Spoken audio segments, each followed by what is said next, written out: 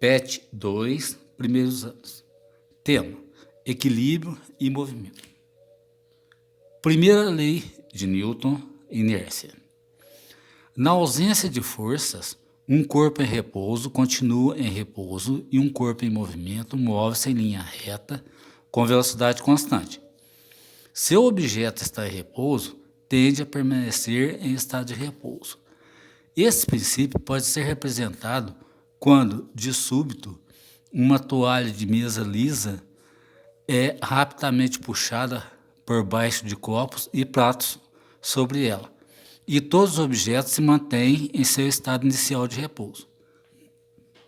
A resistência dos objetos às mudanças no movimento é uma propriedade dos corpos chamada inércia. Já no estado de movimento, o corpo tende a manter-se em movimento constante, sem mudanças na velocidade e na trajetória. Continua em linha reta, sendo necessária a atuação de uma força resultante para alterar seu estado de movimento constante. Terceira lei de Newton. Quando um corpo exerce uma força sobre outro corpo, este exerce uma força de mesmo módulo e intensidade, mesma direção e de sentido oposto sobre o primeiro. As forças de ação e reação ocorrem em pares de força e atuam em corpos diferentes, por isso não se anulam. As forças da reação são responsáveis pelo nosso movimento na maioria dos casos.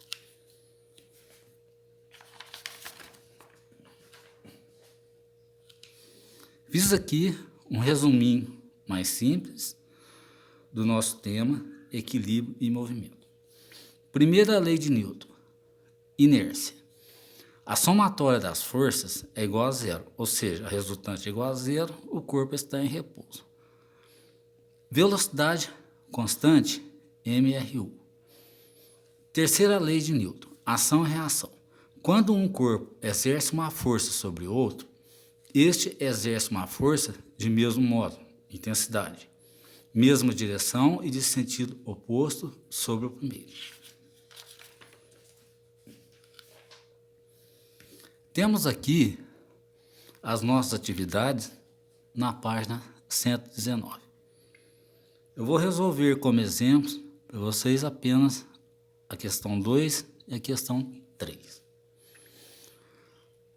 2. Um Fusca em movimento acelerado possui velocidade de 90 km por hora e se envolve uma colisão frontal com o caminhão.